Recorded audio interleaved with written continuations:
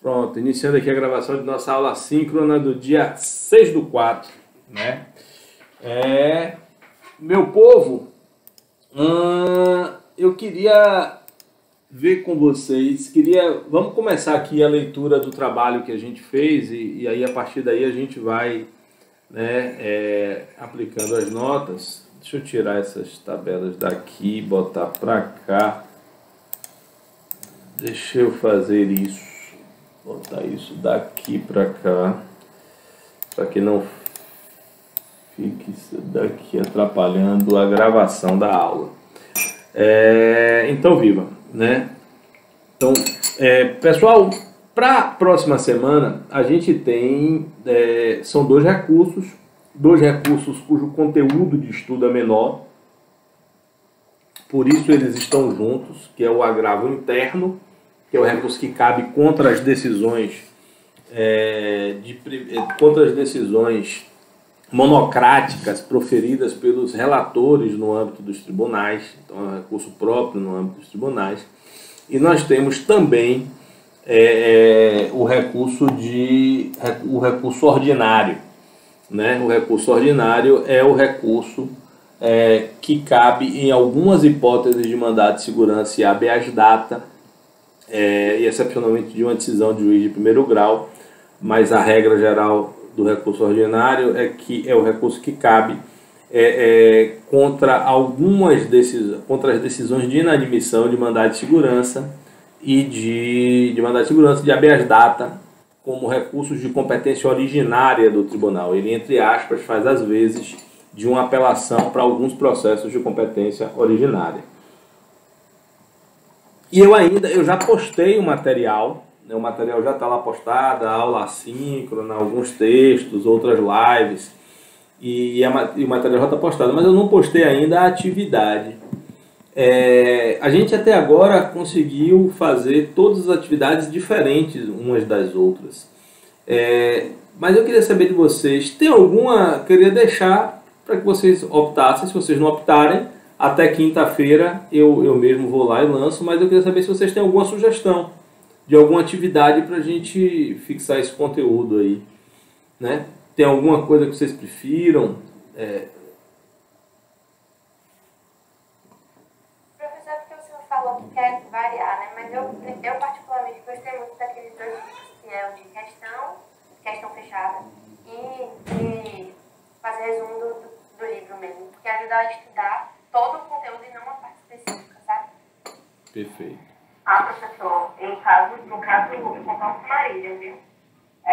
A parte de resumo, eu gostei bastante. Agora, a questão fechada, eu sou negação. Aí eu não gostei, não. Certo, Rayana. Por enquanto o resumo está ganhando. Mais alguém quer? Eu também prefiro, porque foi uma forma de estudar, porque eu estou com tudo pela metade. Eu começo uma coisa, já tem outra coisa para estudar, e o resumo facilitou bastante. Beleza. Professor. Oi. Então, Pode falar, Mirella. acho que a Dora falou. Eu concordo também com Marília. Acho que os questionários são melhores do que fazer essas atividades assim, muito elaboradas, até porque a gente está com um pouco de tempo comprometido, né? Em razão das outras disciplinas, estágio, enfim, coisas assim. Beleza. Mas eu acho que a primeira atividade foi assim, ao meu ver, foi a melhor, porque a gente ia assistir os vídeos e depois respondia as questões abertas, não fechadas. Fechada eu não gosto muito, acho que eu gosto mais de escolher. Acho que foi a melhor, para mim, pelo menos. Foi a atividade precedente, né?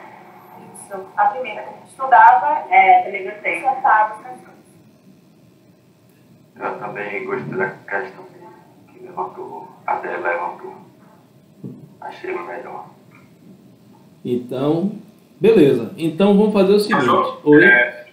Oi, Carlos. Tem um questionário. Eu achei que o resumo do escrito é um pouco trabalhoso.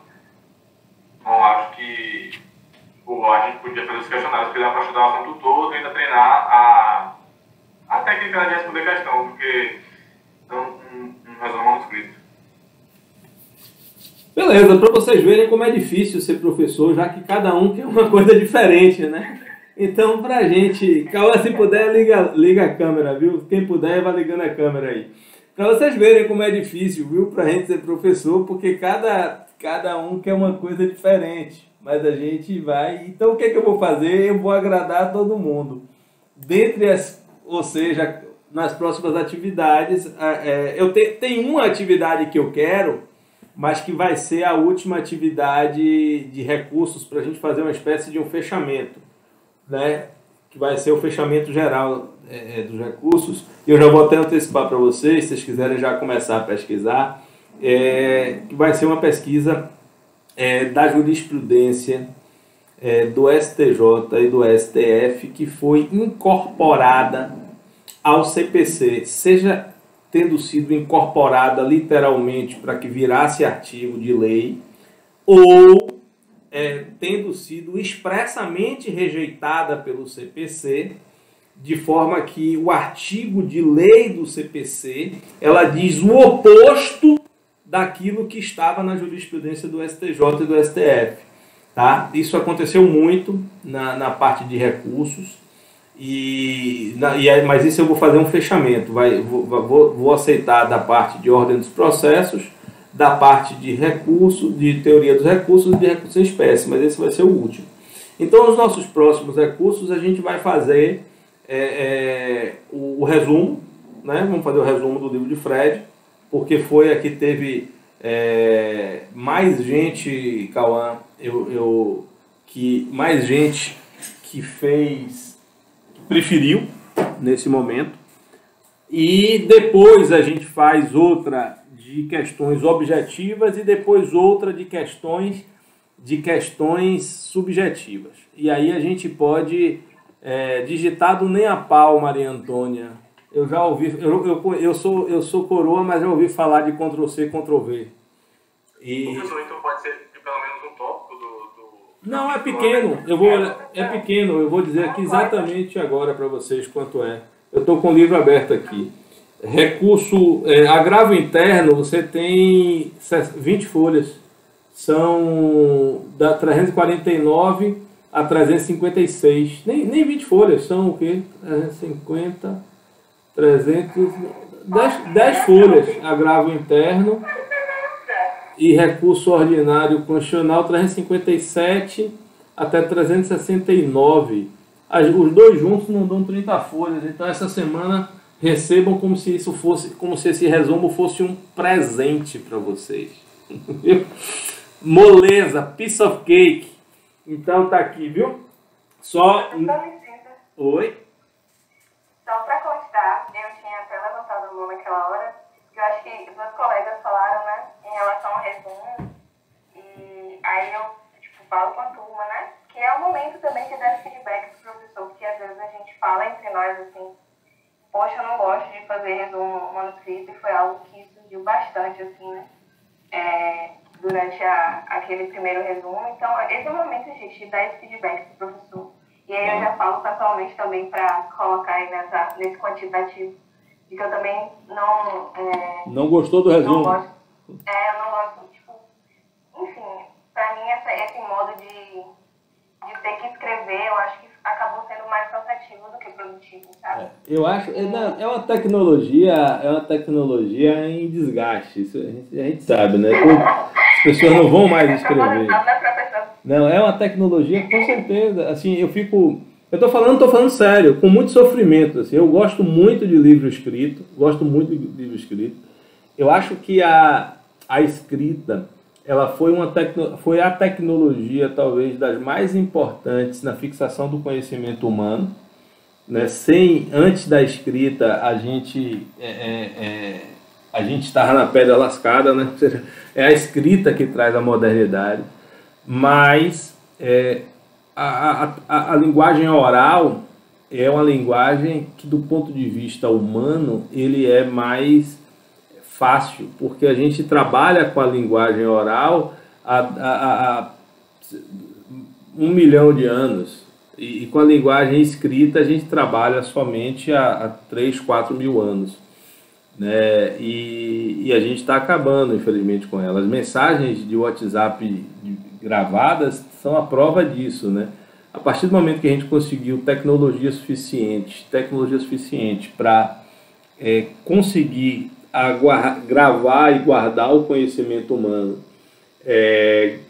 em meio oral, né, que é o meio audiovisual que a gente tem hoje, eu acho, com pesar inclusive, eu acho que a linguagem escrita vai acabar, como os livros escritos vão acabar.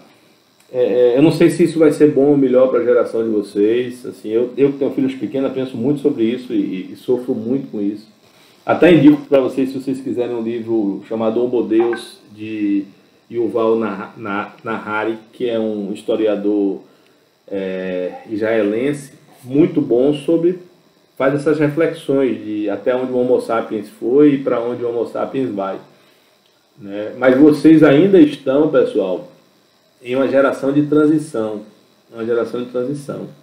e que o domínio da escrita ainda é algo necessário. Nós estamos assim emburrecendo, não emburrecendo do ponto de vista de raciocínio lógico, de capacidade de raciocínio e solução de problemas, mas nós estamos desaprendendo a escrever. Aí, ó, Arthur tá com a capa do livro aí, Homo Deus, ó, para quem quiser ler.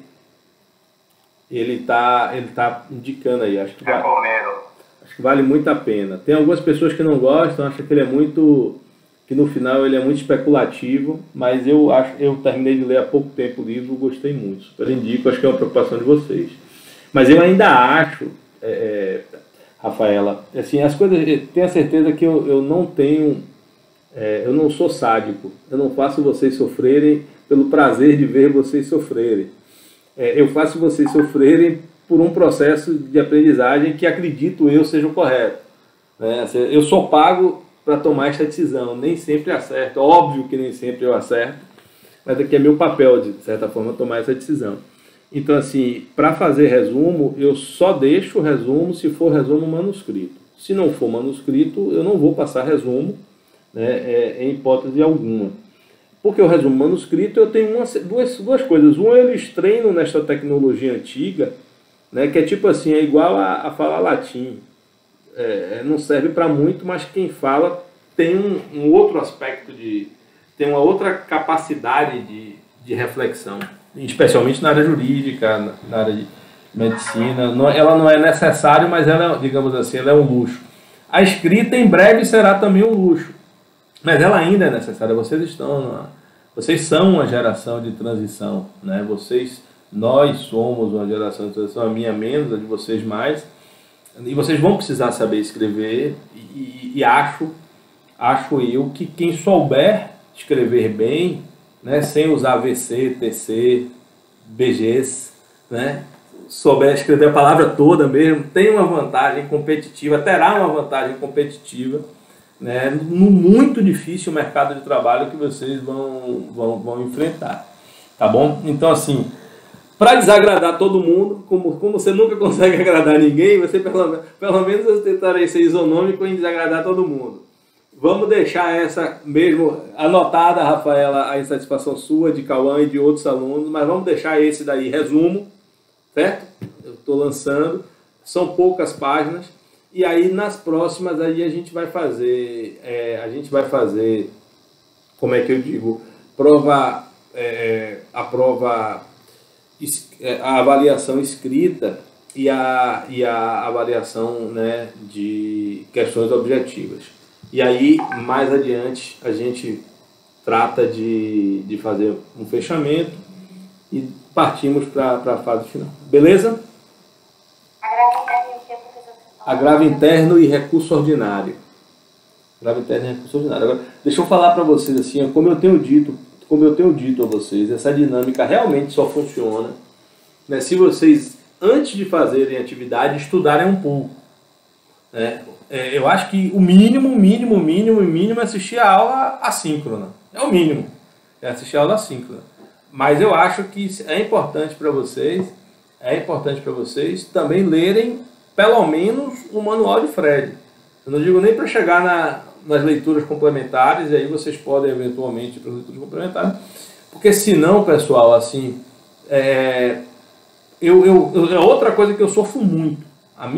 Eu fui aluno, eu estive no banco de vocês aí, Na nossa geração, nenhum professor aceitava que você lesse somente um manual.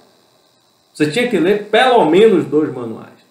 A geração de vocês não consegue ler um manual. Vocês não conseguem ler um manual. Assim, a média geral de vocês é que não consegue ler um manual. Vocês vão pela aula do YouTube, vão pelo resumo, né, vão pelas anotações de caderno, mas assim, é muito comum vocês terminarem um semestre e não terem lido, digamos, 50% do manual que o professor indicou. Eu acho que isso vai ser ainda um problema na vida de vocês. Isso vai ser um problema. É verdade que a minha geração era diferente. A minha geração precisava ter mais conteúdo que a geração de vocês. Por que a gente precisava ter mais conteúdo que a geração de vocês? Porque a gente tinha dificuldade de acessar o conteúdo.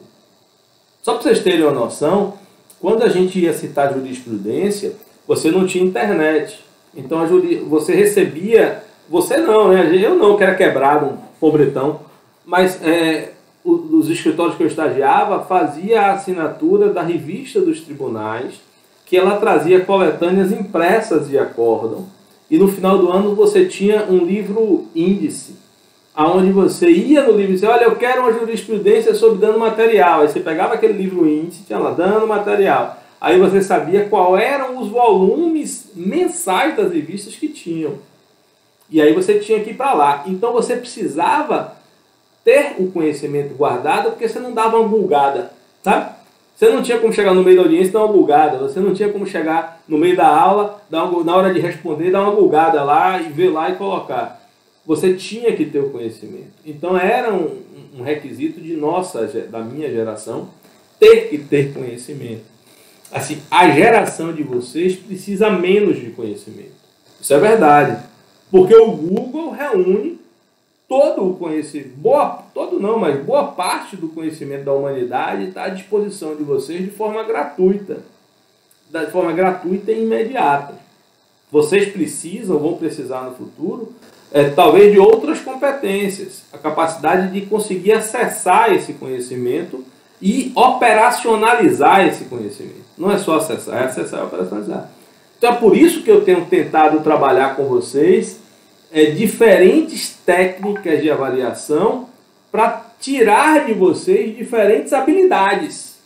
Agora, um mínimo de conhecimento, um mínimo de base de conhecimento dogmático, ele é necessário, senão você não consegue operacionalizar. Senão você não entende a mensagem. Então vocês precisam. Assim, eu quero pedir assim, muito a vocês, assim, que vocês têm que entender assim, que vocês precisam no curso, e ainda mais no curso EAD, vocês vão precisar estudar, usar todo o tempo que vocês economizaram. É que vocês não fazem essas contas. Antigamente, vocês estavam na faculdade a manhã inteira. Manhã inteira. Começava as aulas às 7 e saía às 12h30. Só que para chegar às 7, vocês acordavam 5h30, 6 horas estavam no ponto de ônibus, ou mais cedo para quem mora mais longe, né? Um pouco mais tarde para quem ia de carro, mas vocês estavam acordando entre 5 e 6 para 7 horas estar na faculdade. Tinham aula a manhã toda, depois iam para o estágio ou para casa, e depois ainda tinham que estudar de noite. Então agora, assim, eu acho que assim, aqui é meu papel de professor, de orientar vocês, assim, de estar alertando vocês de algumas coisas que talvez vocês não percebam, né? Mas o mínimo que você... Observe que vocês têm comigo 50 minutos de aula. Se fosse em outro tempo, a gente ia ter 100 minutos de aula hoje e 100 minutos de aula na quinta. E vocês iam ter que arrumar algum tempo na vida de vocês, para estudar a matéria, nem que fosse como alguns fazem, que era largar tudo na véspera da prova, aí falta o estágio, falta a aula, falta tudo, e fica na véspera da prova se matando, mas você ia precisar mais guardar lá, sei lá, 6, 8 horas de estudo. Então, se vocês se habituarem, fizerem um cronogramazinho e se habituarem, é o seguinte, olha, eu sei que eu tenho que dar 100 minutos para processo civil, terça e quinta. 50 da aula síncrona, o outro 50 você assiste a aula e guarda 100 minutos para leitura, né? E para fazer atividade. Dá para encaixar. Eu não estou dizendo a vocês que é fácil, mas ninguém disse a vocês que seria fácil. A experiência do estudo e a experiência da universidade, ela é uma experiência difícil, muito difícil. Tem um filme que é um filme muito antigo, da década de 70, que é muito bacana, que mostra todo o limite do estresse de que um aluno de uma universidade top chega, né? Chama The Paper Chase. The Paper Chase. Eu não lembro do nome em inglês, em português, me perdoem, mas conta a história de um aluno primeiro-anista de Harvard, o nível de pressão que ele chega. E aí eu vou dizer para vocês, assim, ó, infelizmente, o único lugar que sucesso vem antes do trabalho é no dicionário, né, que a letra S fica antes de T. Na vida de vocês vai ser assim. E a vida vai ser dura, pessoal. A vida vai ser dura, sabe? Não vai ser fácil. Não fique achando que as pessoas vão abrir as portas para vocês aleatoriamente. Não fique achando que vocês vão conseguir fazer sem muito esforço, porque, infelizmente, a vida é dura e a gente tem que endurecer o couro de vocês. E aí eu faço isso, minha função aqui, meu papel é fazer isso um pouco como um pai faz com o filho. Você protege até um determinado limite, mas você precisa, entre aspas, bater para que vocês engrossem o couro, sabe? Eu não tenho como gerar em vocês, assim, é da natureza humana a busca do caminho mais fácil, é da natureza humana a busca do menor esforço. Isso é natural, acho que isso é biológico, isso é um algoritmo que a gente criou como forma de sobrevivência. A gente tenta economizar nossas energias, né? Fazer a coisa da forma mais... Só que isso também nos enfraquece, se a gente não passa pelas dificuldades. Então, assim, com muito respeito a vocês e entendendo que nenhuma atividade vai agradar a todos, nunca vai agradar a todos, eu reitero aqui para vocês o meu pedido de coração de que vocês, pelo menos, me deem esses 200 minutos semanais, bote aí mais 1 hora, bote 260 minutos semanais aí para mim, e usem esses 260 minutos para assistir sempre antes das nossas aulas, antes de fazer as atividades, assistir as aulas síncronas, ler o manual básico, né, e fazer a atividade. Se vocês fizerem isso, eu acho que vocês vão conseguir, ter conhecimento suficiente. Porque tem um detalhe, pessoal, passar é mais fácil do que ter conhecimento. Porque passar, você vai se virar ali, chega na véspera, faz a atividade, rascunha correndo, pega de um colega e ao invés de ler o livro, você pega o resumo do colega e faz o resumo do resumo e vai ter alguma nota, eu posso perceber, dou uma nota baixa, mas a média da UFBA é muito baixa. Eu fui aluno na época que a média era 7. E a média, na verdade, a média é a mesma média 5, só que era 7 com prova final. Só que a prova final, pessoal, ela é um recurso para o professor que é muito trabalhoso, porque você faz uma prova a mais, e a pior parte que todo professor menos gosta de corrigir prova, né? Normalmente, nenhum professor gosta de corrigir prova, mas ela é um recurso importante, porque tem gente que merece tomar um susto, sabe? Sabe aquele cara que diz assim, pô, velho, você podia fazer mais por você mesmo? Você podia ir para, final agora, para estudar um pouquinho mais, e aí você estou te dando a chance de passar, porque tirar 5 é muito fácil. É muito fácil. Passar é muito fácil. Eu não tenho como resolver isso, porque não cabe para mim tomar as decisões de política institucional. Se coubesse a minha, média seria 7. Tenho certeza, mesmo com um trabalho a mais para mim. Ela nunca mais vai voltar a ser 7, porque quem decide isso são os professores. E também os professores buscam o menor esforço, buscam o menor caminho. Então é muito melhor não fazer uma prova final, do ponto de vista de quem está buscando o menor esforço. Agora, eu acho um recurso didático muito importante. Então, assim, passar é mais fácil do que aprender. Só que tem algumas matérias, assim, eu primeiro sou super contra, já que a gente não está falando de...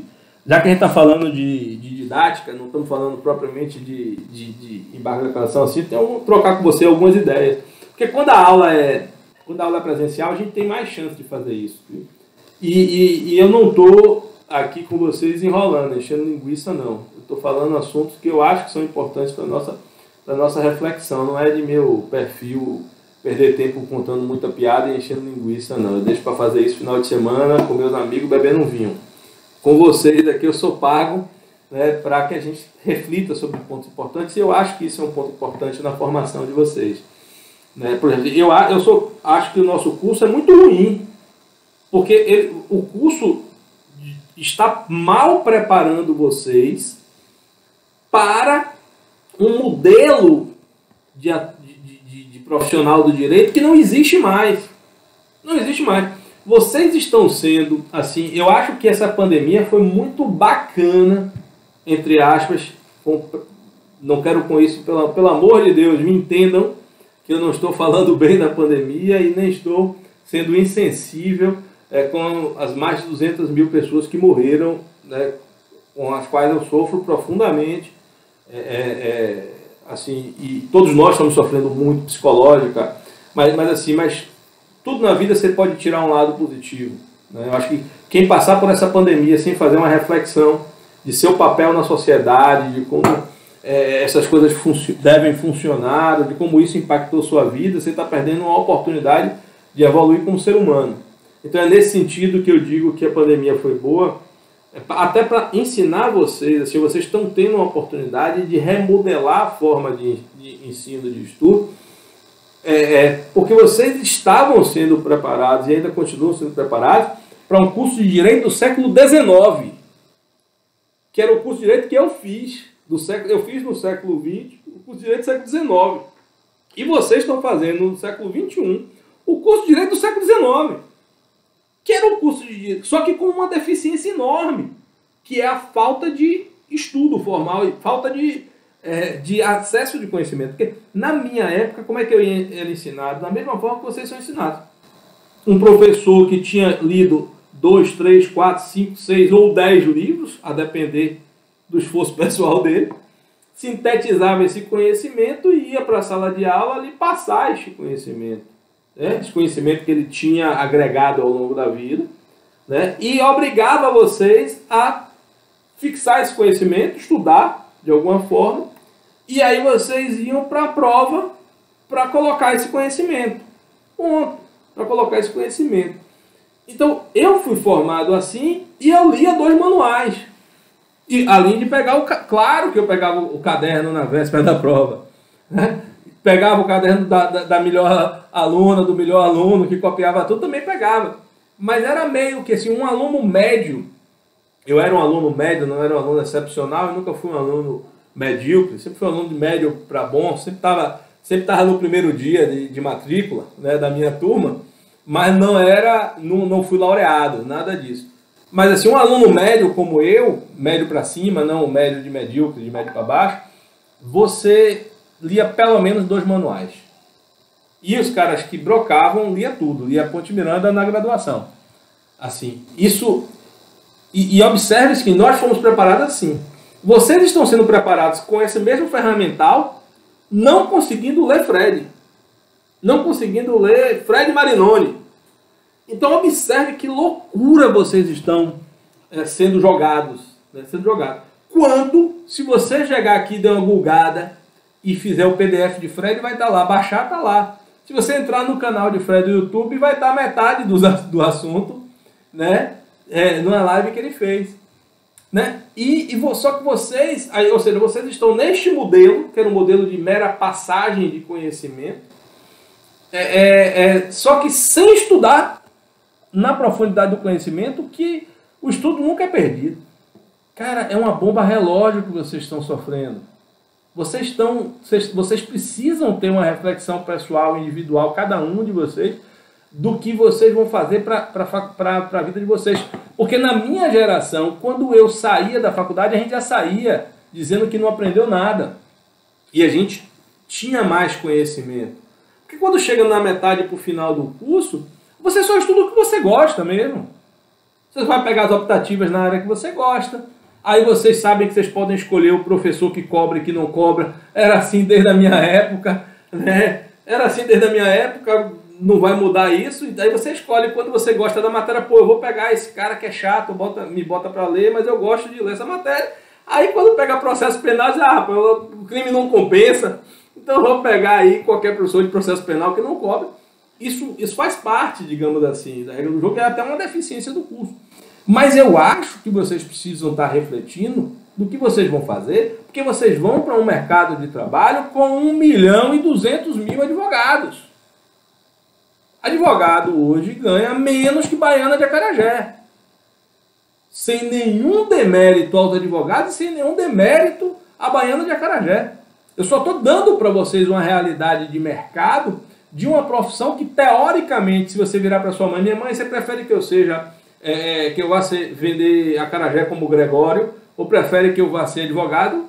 Há uma intuição natural, né, da sociedade de respeitar mais a profissão formal do advogado e dizer assim, e você vai ganhar menos. Vai ganhar menos se você for um bom vendedor de acarajé, uma boa baiana de acarajé. Você vai ganhar menos, porque o mercado está preparado aí. Não significa dizer que você não possa ganhar mais. E o pior de tudo, pessoal, é que vocês vão competir com robô.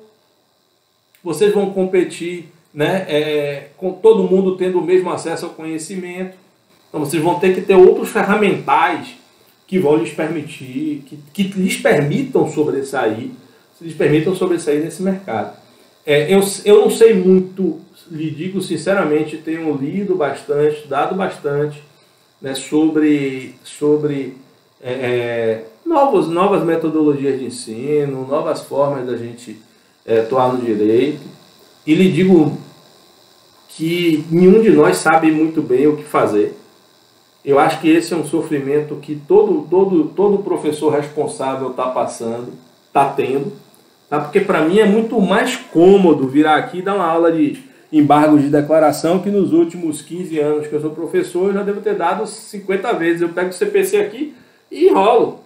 Mesmo que eu não tenha me preparado para nada, eu vou dar uma boa aula de embargo de declaração porque eu tenho conhecimento acumulado sobre isso. Eu tenho horas bunda de estudo suficiente para pegar aqui e dar uma aula, que é muito mais fácil. Eu pegava meu CPC, botava debaixo do braço, ia para a faculdade e não tinha trabalho nenhum. Chegava lá, dava uma aula, que eu já dei 200 vezes, e só tinha o trabalho de fazer uma prova. E está me atualizando que eu estudo toda semana, todo dia eu estudo. Estudo todo dia, um pouco, todo dia. Então para mim era muito... Agora eu tenho que ficar batendo a cabeça para arrumar uma coisa que vocês consigam gravar uma aula. Pô, você viu quantos erros tem na aula lá, me atrapalho todo, aí tem vídeo que está quebrado pela metade. Porque nós não fomos preparados para isso. E vocês precisam, e pior de vocês, assim, eu nem sei se a advocacia, a magistratura, o Ministério Público vão existir daqui a 20 anos. Eu tenho 20 anos de formado, a gente não sabe. Uma coisa eu tenho certeza, o mercado de trabalho será muito menor. Muito menor. Muito menor. Vou dar só um exemplo, um único exemplo para isso daqui, que é um exemplo fático, indiscutível. Quem aí estagia vinculado ao fórum, seja no História da Advocacia, ou seja numa vara da Justiça Estadual Comum? Estagiou.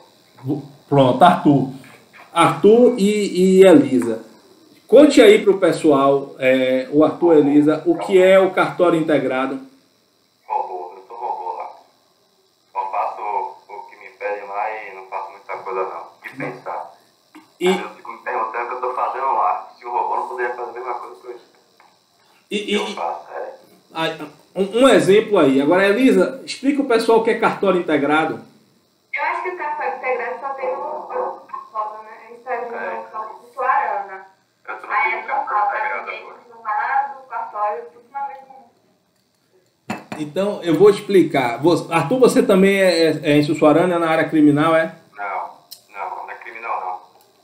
Você... Cartório integrado, 10ª Vara Civil, lá do fórum. Explique aí para o pessoal o que é um cartório integrado. Eles juntam, no caso ela é a 8ª, a 9ª e a 10ª,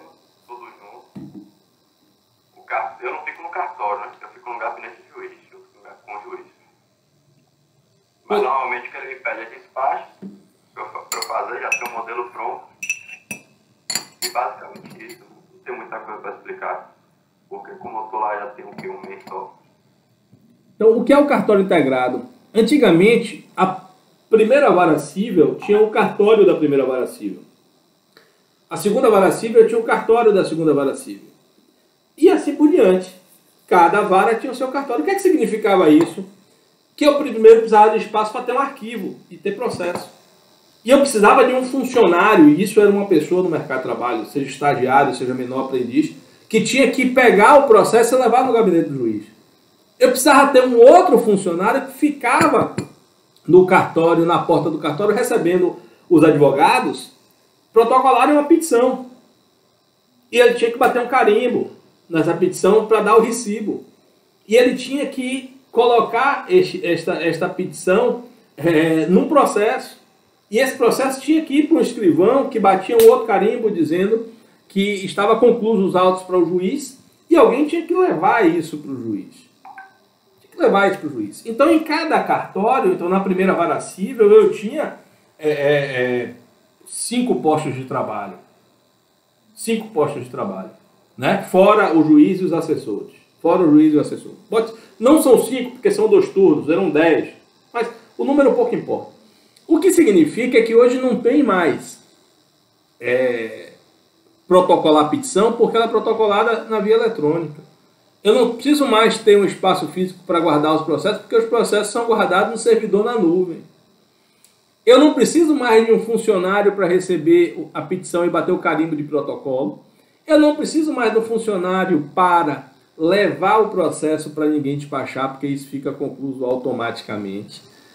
E antes, eu tinha um diretor de secretaria para uma vara. E agora, eu basto um para o cartório integrado. Então, hoje, na nossa Justiça Estadual, que tem sérias deficiências de estrutura logística, mas hoje ela já conseguiu reduzir em 80%. 80% o número de vagas que antes eram vagas de concurso público em que só passava quem era formado em direito. Mesmo para as técnicas. Você tinha para as técnicas, tinha superior, mas 80% lá. Então você tinha 5 diretores, da primeira quinta vara eram 5 diretores de secretaria, na época chamava escrivão, 5 subescrivão, que é subdiretor de secretaria. Você tinha em cada vara 4 escreventes, em cada vara. Aí você pega tudo isso e transforma no cartório integrado, porque é uma necessidade, não adianta. As profissões que vocês vão viver ainda estão sendo inventadas. A gente não sabe quais são as profissões. A gente não sabe quais são as profissões do futuro. Quais são as profissões que vocês vão ter para trabalhar. Qual é a função de um advogado para trabalhar. Qual vai ser a verdadeira função de um advogado. Porque é o que Arthur falou. Boa parte destas funções serão substituídas por robôs. E não adianta, porque infelizmente na história da humanidade várias profissões acabaram. Eu tinha um tio, meu tio Etelvino, que consertava a máquina de escrever. Ganhou muito dinheiro, ele tinha uma oficina de consertar a máquina de escrever.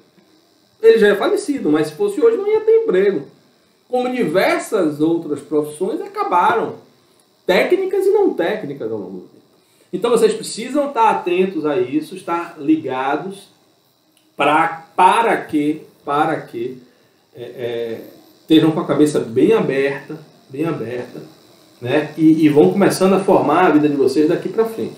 Estudem, precisam estudar, é necessário estudar, adquiram conhecimento, isso não vai ser perdido, mas isso também não vai bastar para vocês. Isso também não vai bastar para vocês. Beleza? Mas vamos falar um pouco de processo civil, pessoal, ou não?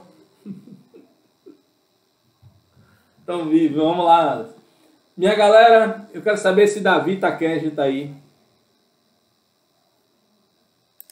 Davi Takeshi, você está aí? Não está? Então tá bom, Davi. Vou fazer o seguinte. Vamos dar uma olhada como é que ficou. Alguém aí, ó. Vou dar uma porrada em vocês. Viu? Posso dar uma porrada? Vou dar uma porrada em vocês. Levante a mão aí com sinceridade. Quem se deu pelo menos ao trabalho de ler todo o manual que a gente escreveu de 33 folhas da turma 1 e de 20 folhas da turma 2. Quem leu tudo? Vocês não merecem agora passar vergonha, não? Pelo menos passem sozinhos aí, cada um de vocês, no âmago da sua essência, passem vergonha, se sintam agora envergonhados. Que era o mínimo que vocês tinham que ter feito. Porque vocês escreveram aqui um parágrafo ou dois, beleza, e acabou. Se vocês tivessem lido isso aqui tudo, vocês teriam aprendido. Agora, vão passar? Vão. Porque os que fizeram, porque é engraçado que ainda tem gente que não faz. Eu fico assim, sabe, indignado. Deixa eu dizer a vocês quantos foram. Isso aqui não é que eu perdi, mas só para que vocês tenham uma noção. Isso aqui é atividade. Só para vocês terem uma noção, 19 trabalhos entregues na turma 2. 19 trabalhos feitos na turma 2 de 30. E na turma 1, deixa eu ver se essa aqui é a turma 1. Essa aqui é a turma 1. De 60 pessoas, galera, 30, metade fez. Só metade teve tempo de parar e me enrolar com um parágrafo. Só metade teve tempo para isso.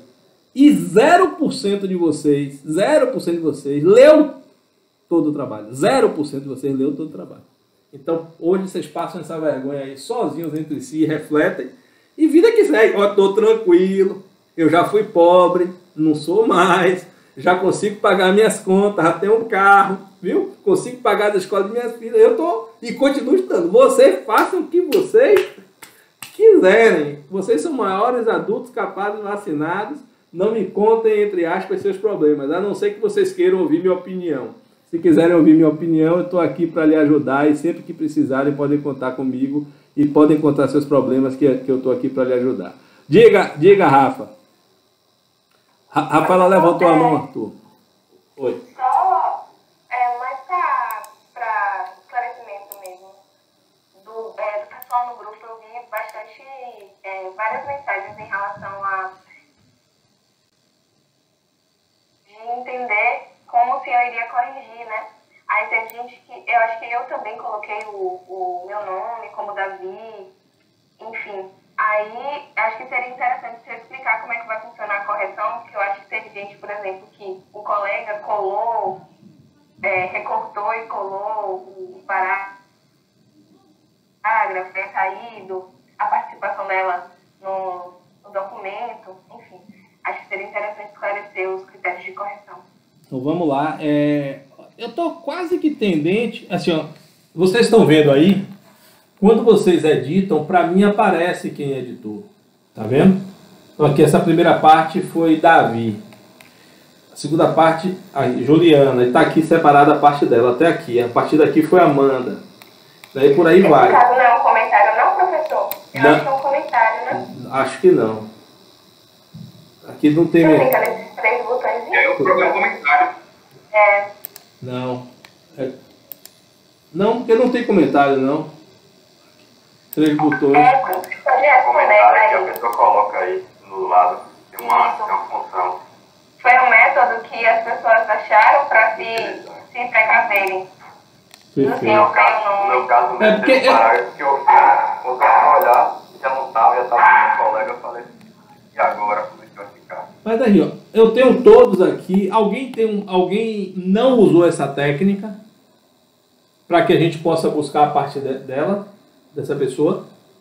Eu não sei, não sabia desse recurso. Não. Pronto, Arthur, vamos lá. Você lembra que parte você escreveu, Arthur? Que tópico? Intrínsecos. Então, assim, se for no histórico de edições, dá para ver quem foi. Aqui, Arthur, eu consigo ver. Aí você não usou. Você botou aqui, realizei esse tópico. Pronto. Outra eu coloquei novamente, que eu tinha visto que tinha editado meu parágrafo. Aí eu coloquei.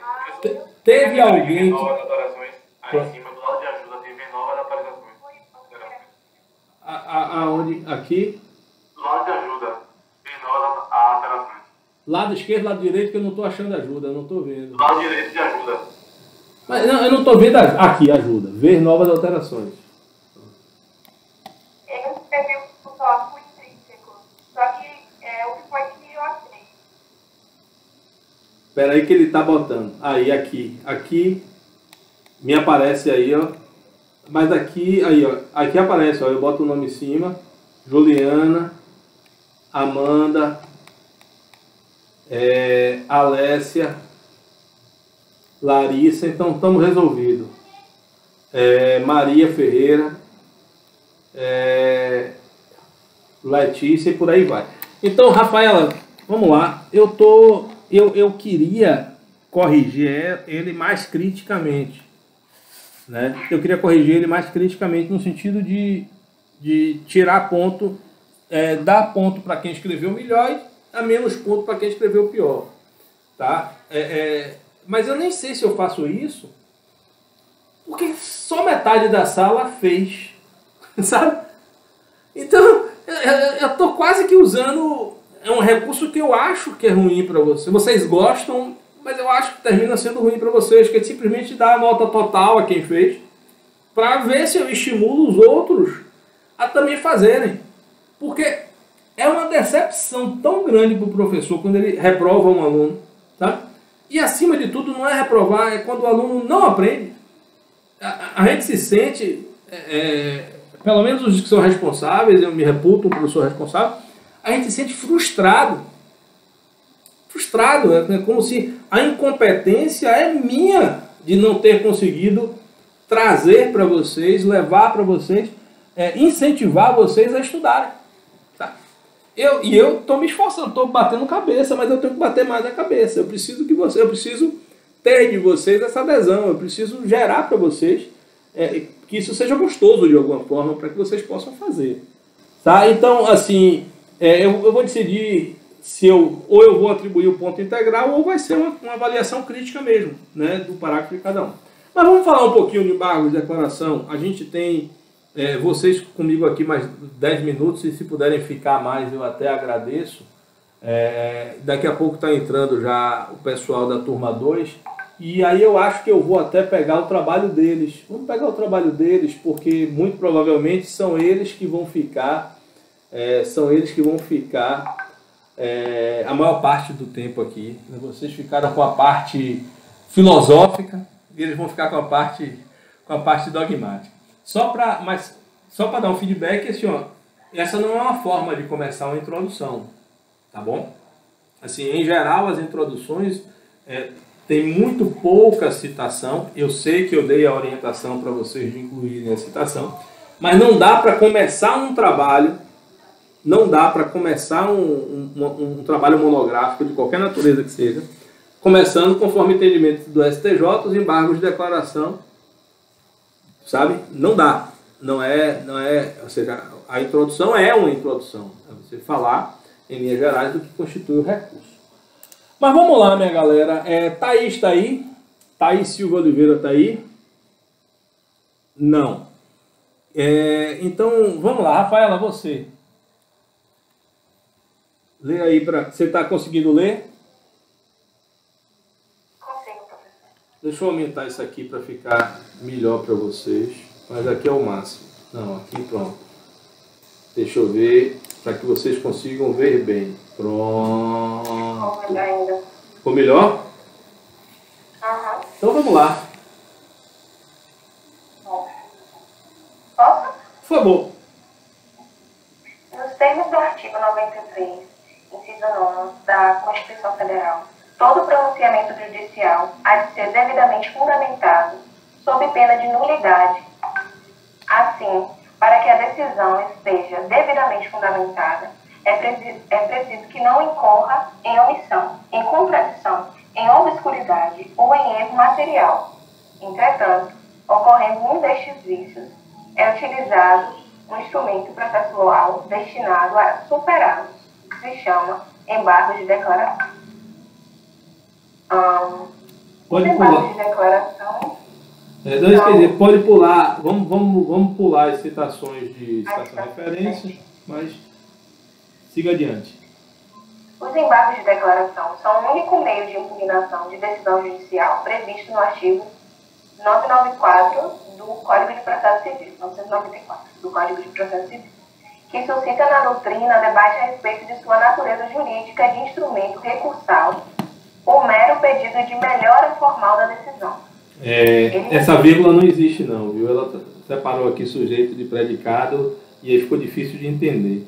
Ou seja, mas a única, ou seja, é que durante anos, décadas, discutia-se se os embargos eram ou não era recurso, que era meio de impugnação da decisão judicial, era.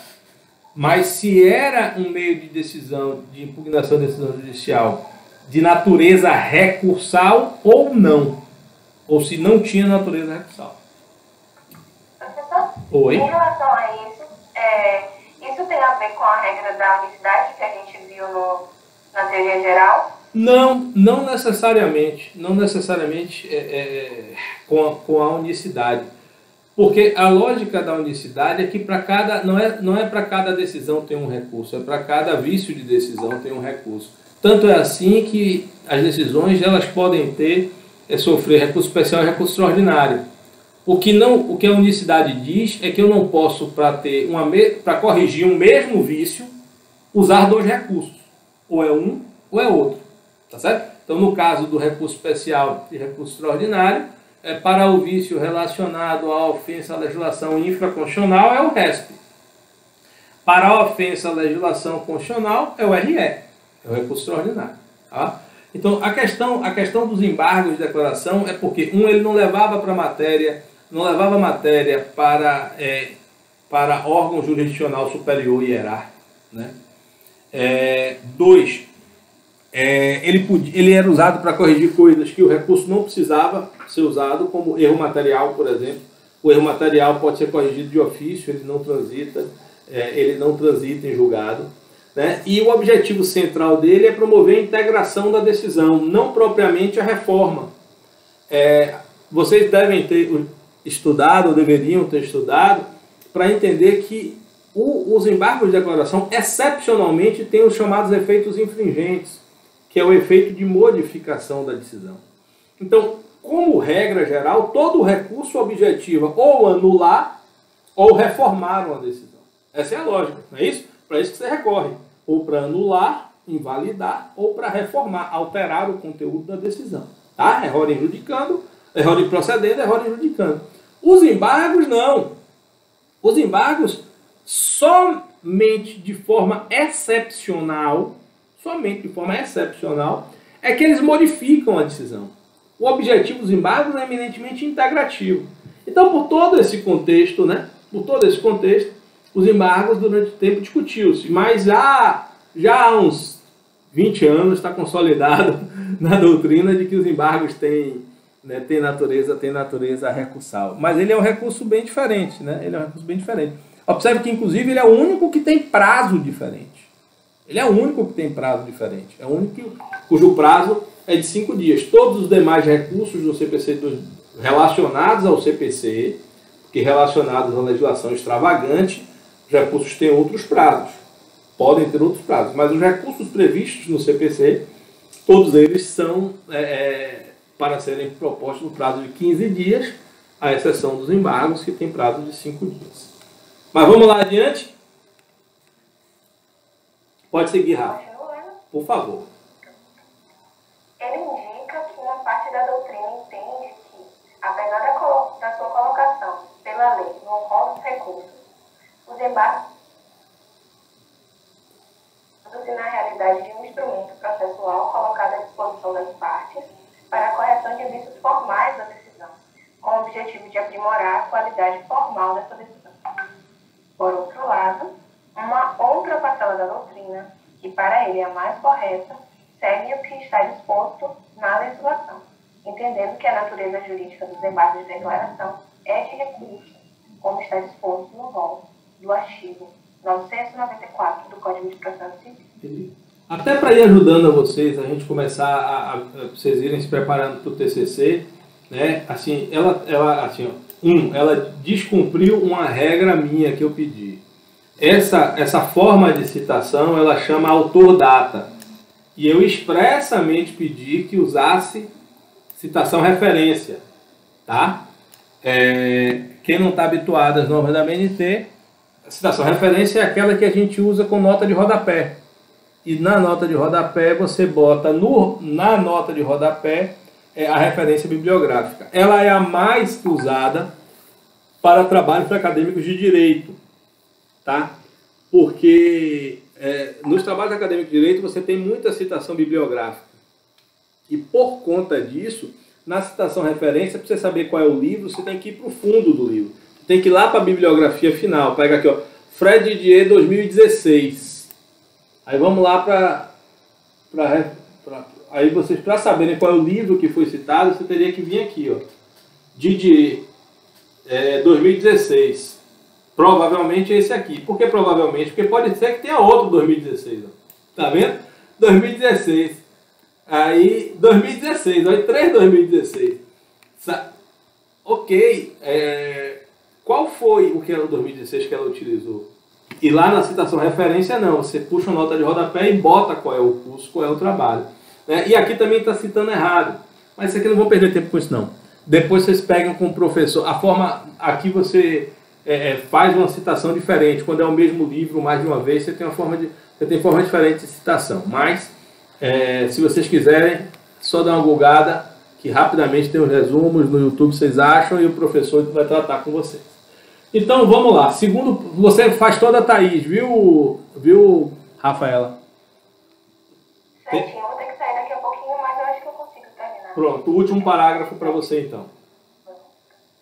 Apesar dessas discussões doutrinárias, é fácil perceber que os embargos de declaração tendem para ser uma espécie de recurso, pois o mesmo preenche os requisitos essenciais para que o meio de impugnação de decisão seja considerado recurso. Quais sejam?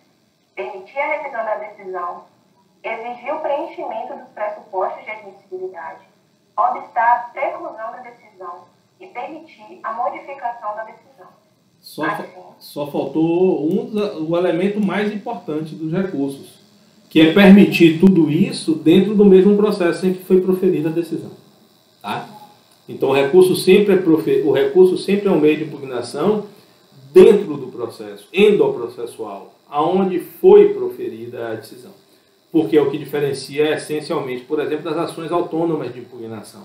Né? Onde a ação rescisória você tem um outro processo para desconstituir, para impugnar aquela decisão. Mas vamos lá. Assim, mesmo havendo até uma terceira corrente doutrinária que entende os embargos de declaração como sendo de natureza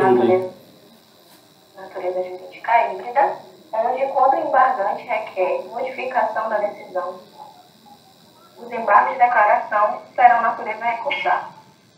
Porém, quando houver a pretensão apenas de correção dos vícios, sem uma mudança substancial, estes não terão sua natureza recursal. O entendimento doutrinário, que tem mais coerência e lógica prática, é o que segue o que está disposto no Código de Processo Civil, entendendo os embargos de declaração como de natureza recursal. Beleza. Essa na verdade, é uma ex-discussão. É uma discussão que todo o manual traz, mas é uma ex-discussão. Hoje em dia, não existe nenhum doutrinador digamos assim, de peso que defenda que não seja recurso. Rafa, obrigado. Viu? Vamos lá. Islan tá aí, pessoal? Deixa eu ver. Não estou achando o Islan aqui. Não estou achando o Islan aqui. Tá aí? Ah, Islan, então, por favor, leia a sua contribuição para o nosso manual. Decisões embargadas. Embargos de declaração são cabíveis contra qualquer decisão judicial. Artigo 22 do PC de 2015. Esse regulamento figura no programa doutrinário que soubesse com a discussão anterior, começava que os embargos declaratórios eram cabíveis contra esse tipo de ação. Andou bem a legislação. Os embargos de declaração estão somente ligados com o regime de regulamentação de decisões judiciais. Artigo 93, inciso 9 da Constituição Federal.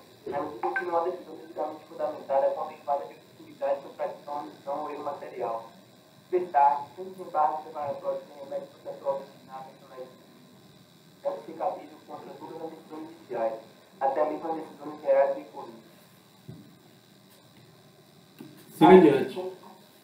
Assim, como se completa Teodoro Santos, desembargo declaratório são cabíveis contra qualquer decisão judicial, seja ela proferida por judicial, constitucional superior, monocrático ou colegiada, em processo de conhecimento de execução, ou ainda terminativa final ou interrogatória.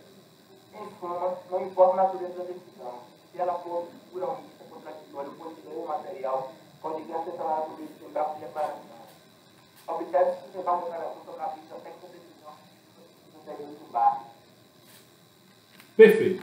A única coisa que eu gostaria, Jonas, que você poderia ter colocado aqui, era fazer referência à tipologia dos provimentos judiciais do CPC, que separa acórdão, embargo, que separa despachos de mero expediente, decisões interlocutórias e sentenças, porque os despachos não são recorríveis, como nós sabemos. Mas eu acho que a coisa mais importante... Eu ia falar sobre isso, mas foi por causa do parágrafo. Eu pensei que algum colega poderia complementar sobre essa... Poderia mesmo. Tanto poderia ter havido complementação aqui, como poderia ter havido a complementação nas noções gerais, né? Mas eu acho que o mais importante, Islã, você colocou. E o mais importante que a gente precisa compreender, assim, como regra, é muito raro, como regra, na estrutura cartesiana do CPC, quando você tenta pegar o CPC e colocar ele cartesianamente, como regra, é para uma decisão um recurso. Foi assim como regra que o CPC é estruturado, ou seja, contra a sentença cabe apelação. Ponto. Contra a sentença cabe apelação. Contra a decisão, salvo, a gente já sabe que algumas decisões interlocutórias são apeláveis. Contra a decisão interlocutória cabe agravo de instrumento. Do acórdão cabe recurso especial e recurso extraordinário. Tá? Do acórdão proferido em recurso especial e extraordinário cabe embargo de divergência. E os embargos de declaração, eles são uma exceção. Porque ele é um recurso que cabe de qualquer decisão. De qualquer decisão. Tá? Então, de qualquer decisão, cabe embargo de declaração. Desde que eu esteja dentro da hipótese de fundamentação vinculada, que a gente vai tratar um pouco mais adiante, para vocês entenderem. Tá bom? Fundamentação vinculada. Deixa eu ver quem é que fez isso daqui. O Arlen, você está presente, o Arlen? O Arlen, se estiver presente, dê sinal de vida. Não estou vendo o Arlen aqui. Então vai ficar para Maria Antônia. Maria Antônia, please, leia para mim a parte do Arlen.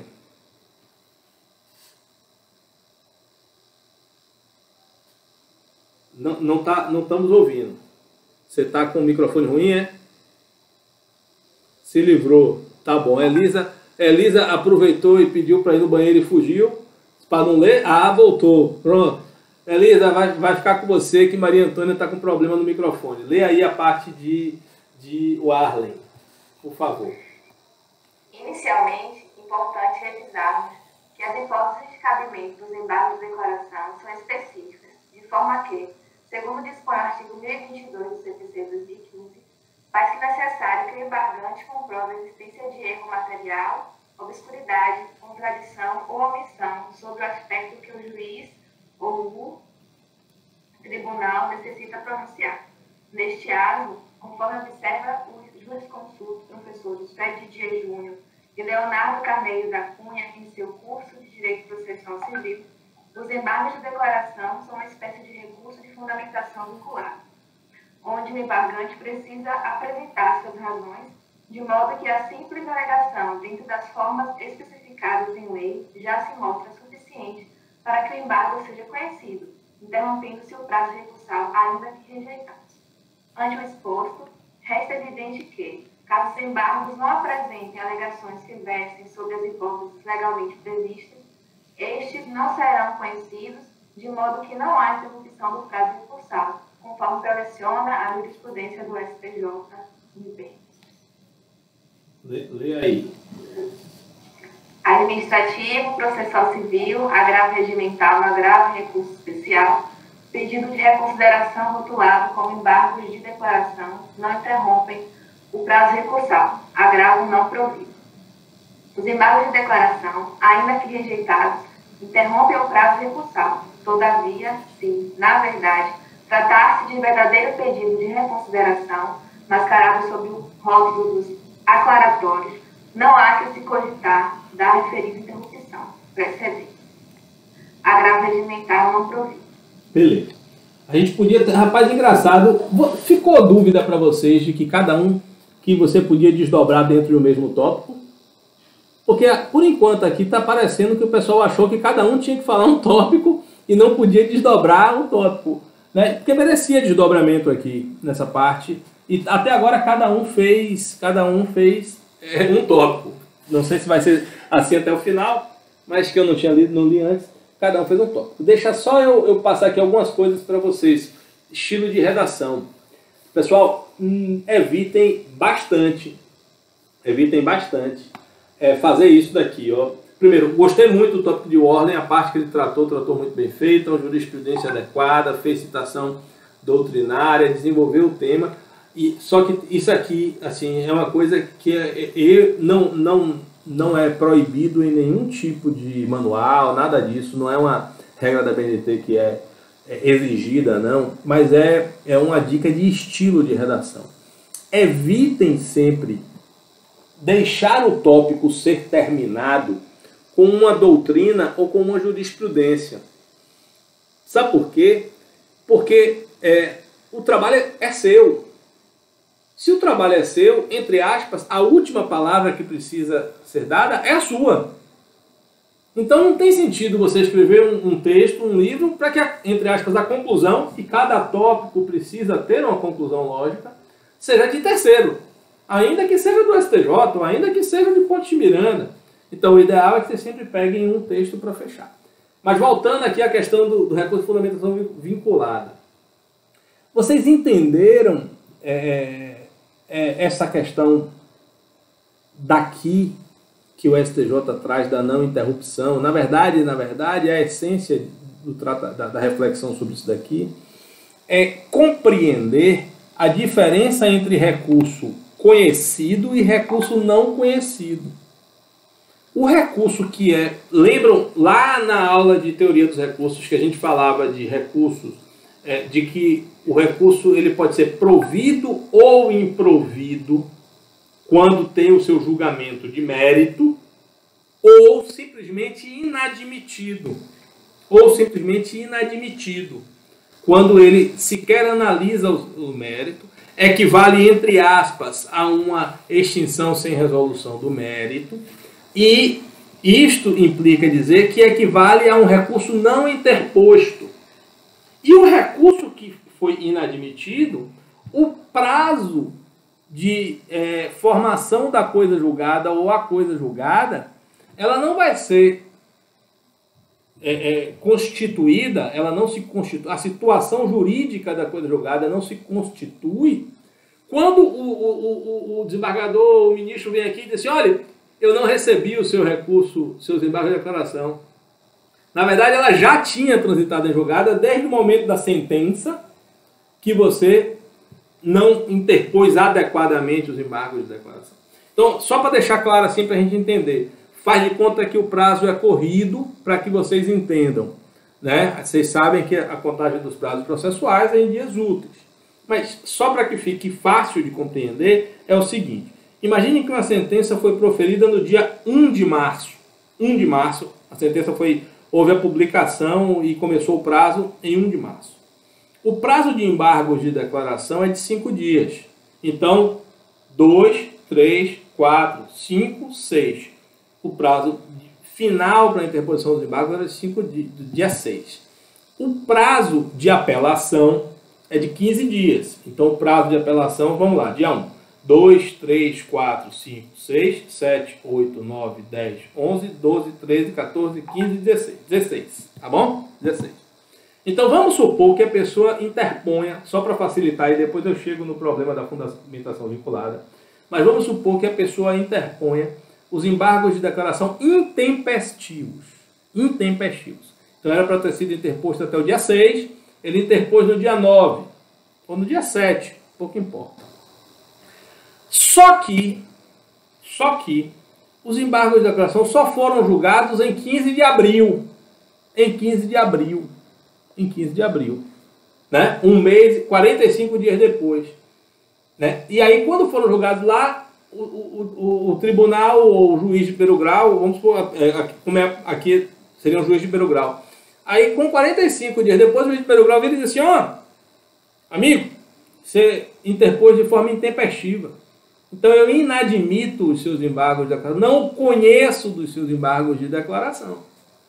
Então, se os embargos de declaração forem intempestivos e não conhecidos, isso significa dizer que eles não interromperam o prazo. Consegue entender? Eles não interromperam o prazo. E como eles não interromperam o prazo, e você também não interpôs recurso de apelação, ele transitou em julgado no dia 16. Não, na verdade, dia 17. No dia 17. Então, o prazo da sua rescisória começa a contar no dia 17 de março. Ainda que a proclamação de inadmissão dos embargos de declaração tenham sido feitos somente no dia 15 de abril. Porque essa é a consequência. Vocês conseguem entender isso? A diferença do juízo de admissibilidade para o juízo de mérito do recurso? Pronto. Então, o recurso admitido equivale ao recurso não interposto. E isso com todas as consequências que você tem. Ausência de preclusão, ausência de formação de coisa julgada, ausência de efeito interruptivo dos embargos e por aí vai. Beleza? Até aí tá beleza. Teve um negócio que eu expliquei lá na aula de teoria dos recursos, não sei se vocês assistiram, que era o problema que isso traz para os recursos de fundamentação vinculada. Né? Anderson, quando é que cabe embargos de declaração? Cabe, então eu estou falando de cabimento, tá certo? Que é requisito de admissibilidade. Então me responda aí. Cabe embargo de declaração para atacar? Tá fechado. Cabe embargo de declaração quando há omissão, obscuridade, erro material e outro... Contradição. Show de bola. Todo mundo entendeu isso aí. Não feche não. Não feche o microfone. Então, Anderson, você está me dizendo que para que eu proponha os embargos de declaração, tem que ter contradição, omissão, obscuridade ou erro material. Ou seja, só cabe embargo de declaração nessas hipóteses. Não é isso? E quando é que eu vou julgar procedente, Anderson, os embargos de declaração, julgando no mérito a favor do embargante? Se o juiz, por exemplo, entender que eu disse que tinha omissão, mas o juiz entende que não tem omissão. Não houve omissão. Acabou. Não houve. Eu só fiz os embargos alegando omissão. Aí o juiz vai lá e diz assim, não, você está errado. Eu não fui omisso, não. Eu tratei disso na parte da fundamentação da decisão. O juiz vai julgar o mérito ou ele vai dizer, olha, como não tinha omissão, não cabia embargo de declaração. Observe que gravidade de consequências a gente tem isso daí. Porque se ele vira e diz assim, olha, eu improvejo os seus embargos de declaração porque não existe a omissão apontada. Significa que interrompeu o prazo para a interposição da apelação, né? Significa todas as consequências de um recurso interposto. Mas se ele vira e diz assim, olha, não cabe embargo de declaração porque não tinha omissão e eu não admito. E aí, como é que você resolveria? O que é que você acha que é justo nessa história? Ou se você estudou o tema, discorra aí, livremente. Não teria que não teria que interpor um outro recurso de agravo? Não. Qual é a questão central aí que vocês precisam entender, que eu quero que vocês entendam, que é justamente aqui, eu estou desdobrando o que está aqui neste precedente aqui do STJ. Eu tenho um problema sério nos recursos de fundamentação vinculada. Quais são eles? Embargos de declaração, recurso especial e recurso extraordinário. Estes recursos, chamados recursos de fundamentação vinculada, quem quiser depois aprofundar isso, vai para a aula de teoria dos recursos, que está lá mais aprofundado. Mas, resumidamente, nos recursos de fundamentação vinculada, eu não posso discutir qualquer matéria. Eu tenho a atividade cognoscível do recurso restrita do ponto de vista da sua extensão. Então, para estas hipóteses, eu só posso recorrer arguindo, alegando aquelas matérias. E estas matérias, quando presentes, é que autorizam o julgamento de mérito para fins de provimento. Então, teoricamente, coincide um requisito de admissibilidade, ou seja, a existência, entre aspas, existência aí, de contradição, omissão, obscuridade ou erro material, com as hipóteses em que eu devo ter o mérito do meu recurso julgado provido. Ou seja, eu tenho que dar provimento aos embargos de declaração quando houver omissão, quando houver contradição, quando houver obscuridade ou quando houver erro material.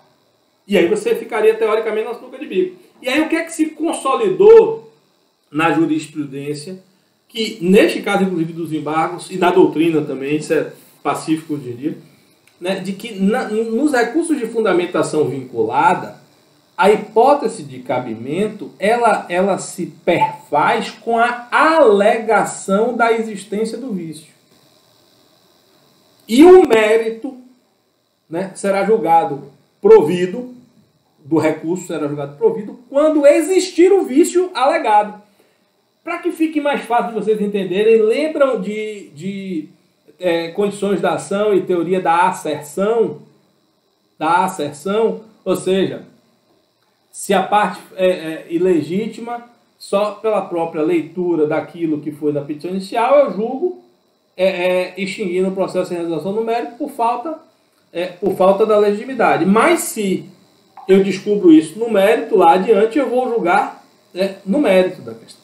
Então é exatamente isso que o STJ está dizendo aqui para a gente. Assim, o que é que ele diz? Assim, olha, pessoal, a hipótese de cabimento dos embargos de declaração é a alegação.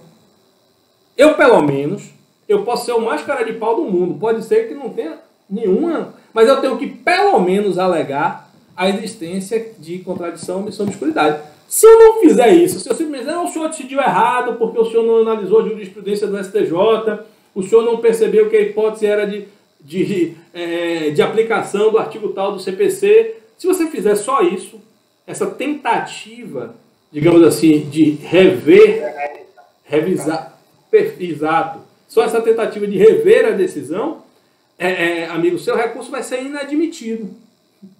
Vai ser inadmitido porque você não alegou uma das hipóteses de cabimento.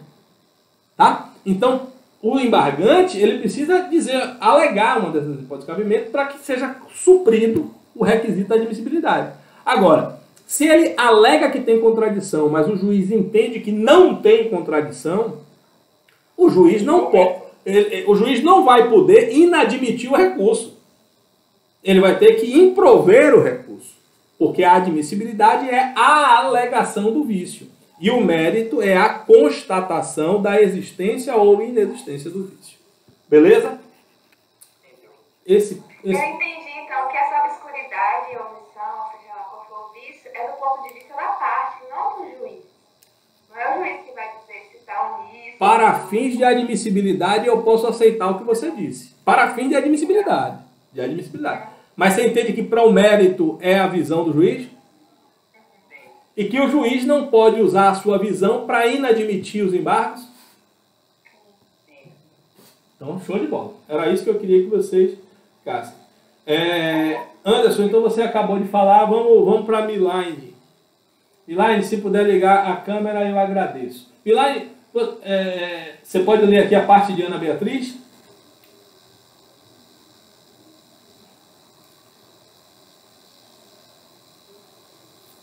Está fechado seu microfone.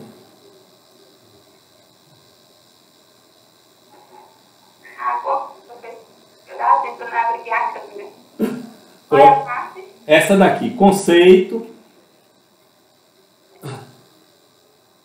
Conceito de... Você está conforme explica, é esse? Esse mesmo. Conforme explica Fred Didier, a função do embargo declaratório é de garantir que todo pronunciamento judicial seja devidamente fundamentado sob pena de nulidade. conforme os termos do artigo 93, inciso 9 da Constituição Federal. Dessa forma, os embargos de declaração que estão presentes no artigo 1022 do CPC podem ser interpostos com o intuito de... Pelo menos, só um parêntese, Milane. Todo mundo leu pelo menos essa parte. É a terceira vez que essa parte do livro aparece. Mas vamos lá. Artigo 1022. Esclarecer a obscuridade ou eliminar contradição, suprir omissão de ponto ou questão sobre o qual devia se pronunciar o juiz de ofício ou a requerimento, corrigir erro material. Portanto, estes embargos podem ser conceituados como instrumentos jurídicos que possuem o intuito de esclarecer decisão judicial proferida por juiz ou por órgão colegiado para sanar tanto as dúvidas causadas em relação a contradições e obscuridades, como suprir omissões e apontar erros materiais. De modo geral, estes embargos não possuem efeito de modificação na essência da decisão, cabendo a eles apenas sanar os pontos que não ficaram claros ou que não foram abordados. E foi o que o senhor acabou de explicar, né? Que ele não muda a essência, ele vai apenas... Mas só para deixar bem claro, Milane, ele pode mudar a essência. Essa não é a função precípua dele. O objetivo dele é sanar os vícios. Mas daí a gente vai ver mais adiante, né, que quando ele é provido, ele pode alterar o conteúdo. Então, por exemplo, se eu tenho uma ação em que eu tenho acumulação de pedido, dano material e moral, o juiz vacilou e só julgou o dano material, não julgou o dano moral, e eu alego essa obscuridade, e o juiz vai lá e diz, é verdade, eu não julguei, e aí julga e dá provimento. Teve ou não teve modificação da decisão? Teve. Mas assim... Teve. A decisão era condenável em dano material e agora a decisão condena em dano material e dano moral. Então, eu tive. Agora, não é esta a função precípua. Ele só vai poder fazer isso quando, na correção dos vícios materiais, isso implique nos efeitos modificativos ou infringentes. Tá bom? Não gostei muito do conceito dela, faltou dizer que era recurso. Mas, resumidamente, vocês já sabem, a gente pode conceituar embargo de declaração como recurso cabível contra toda e qualquer decisão judicial, seja decisão interlocutória, sentença, decisão monocrática ou acórdão, sempre que houver contradição, omissão, obscuridade ou erro material. Tá, pronto. Obrigado. Inclusive, essa foi a parte que eu coloquei no texto. Ah, você aqui, ó. Então, faz favor, continue. Consoante o artigo 1022 do novo CPC, os embargos de declaração permanecem sendo cabíveis contra decisões judiciais obscuras, contraditórias e omissas. Mas não só. Ao contrário do CPC de 73, o novo CPC tipifica o erro material como hipótese autônoma de cabimento dos embargos de declaração, o que já é admitido na prática conforme doutrina e jurisprudência. Quem é aqui, ó? Quem é esse autor aqui, ó? Viu por que eu não gosto do sistema de autodata? Eu já falei, não vou ficar repetindo isso, mas assim, para trabalhos acadêmicos de direito, o sistema citação-referência é muito... E eu pedi e vocês ignoraram. Assim mesmo, o professor pediu, mas eu não quero saber. Não foi você não, Milane, foi todo mundo até agora. Na verdade, eu fiz um artigo para o IBIC e era assim como o senhor falou, só que eu não me atentei a fazer como foi dito, né? E quem é esse Silva aqui? Quem é esse Silva aí, me diga? É sim, o senhor está certo, é desse jeito mesmo que o professor pediu que fizesse o artigo. Mas as normas da BNT admitem esse tipo de uso, chama-se autodata, mas ninguém gosta na área jurídica. Ele é muito bom para quem vai escrever de engenharia, de não sei o que lá, que tem 1000 cálculos e uma ou outra citação. E me diga aí, quem é esse Silva? Quem é o autor? Aqui está. Você lembra? Olha aqui, professor, a referência. Calma. Eu vou olhar aqui para você, Milane. Pronto. Silva, tá aqui, ó. Já passou. Peraí. Cadê? Botaram fora de ordem alfabética. Só porrada em vocês, viu? Foi um artigo que eu achei. Cadê? Eu vi aqui, Silva. E você mesmo. Tassiano Alves e Silva. Viu? Os embargos de declaração. Revista Jurídica Civil do Estado de Pernambuco. Mas vamos voltar lá, retoma aqui a sua parte. Uma revista online que eu achei. Já vimos lá. Eu expliquei cada um de forma bem sucinta, porque lá embaixo o senhor pediu para colocar novamente. Né? Para desdobrar, é isso mesmo. Siga adiante. Siga adiante aí, lê aqui para mim. Então, a decisão obscura é aquela que não se pode compreender, ou seja, confusa, ininteligível, geralmente porque mal escrita. Com a paulatina adoção do processo eletrônico, cada vez menos o caso da letra ilegível se revela digno de exemplo. A decisão contraditória é aquela que possui proposições inconciliáveis, declarações desarmoniosas, afirmações que se chocam e apontam para sentidos opostos, como, por exemplo, afirmar que na fundamentação... Afirmar na fundamentação... Aqui. Aqui, está marcado para você. Direito e no dispositivo julgar procedente à demanda. Por sua vez, a decisão omissa é aquela que não se manifesta sobre o pedido, sobre a questão pronunciada de ofício, pouco importando ter havido ou não pedido anterior nesse sentido, e sobre todos os argumentos apontados do processo suficientes em tese para negar a conclusão adotada pelo órgão jurisdicional. Bacana. Como a introdução do capítulo, tá legal. Essa foi uma breve explanação. Só que vendo aqui essa questão omissa, a gente até fica sem acreditar que isso aconteça, né? Não, na prática, os juízes fazem exatamente igual que vocês fizeram comigo. Eu peço citação referente, você botou total e estou nem aí. E aí, na prática, a mesma coisa. A gente alega omissão, o juiz está nem aí. Ele tem já possuem... os embargos de declaração é os recursos mais difíceis de você ganhar. Porque o juiz fica puto da vida com você, porque você botou os embargos de declaração, ele vai ter que rejulgar um negócio que ele já julgou, para ele já tinha acabado, já estava no... Sabe, já era passado, e você revive esse negócio, trazendo para ele. Então, de certa forma, provoca um atraso, né, no andamento. Se ele tivesse julgado certo, não atrasava. Mas aí o que ele faz na prática? Na prática ele chega lá e tem uma decisãozinha padrão que diz assim: não há nos autos omissão, não há na decisão embargada omissão, contradição, obscuridade. O que pretende a parte é apenas rediscutir novamente o mérito que não é cabível nesta via estreita. Portanto, nega o provimento ao recurso. Acabou. E não importa se teve ou não teve, brincadeiras à parte, assim, é claro que é claro que há abuso dos dois lados. Só para fechar aqui, Anderson, já te dou a palavra. Só para dizer, há na prática abuso dos dois lados. Uma porrada de advogado que entra com embargo para tudo, só para atrasar o processo, só para ganhar tempo de fazer o recurso, tenha ou não tenha omissão, contradição, obscuridade de material. Há uma porrada. E, em contrapartida, também é um abuso do outro lado. Tem uma porrada de juiz que nem lê embargo de declaração. Vê embargo de declaração, ele tem essa decisão padrão dizendo que não tem nada e vida que segue, porque qualquer que seja a decisão dele, o tribunal pode corrigir. Tá? Então tem abuso dos dois lados. Diga, Anderson. Eu já vi qual é a sanção, no caso, né, para quem coloca recurso só para atrasar o processo. Mas nessa questão de decisão padrão, aí no caso, a decisão que foi prejudicada, cabe o que exatamente? Ele vai ter com agravo? Não. Esqueça, assim, não tem um recurso padrão.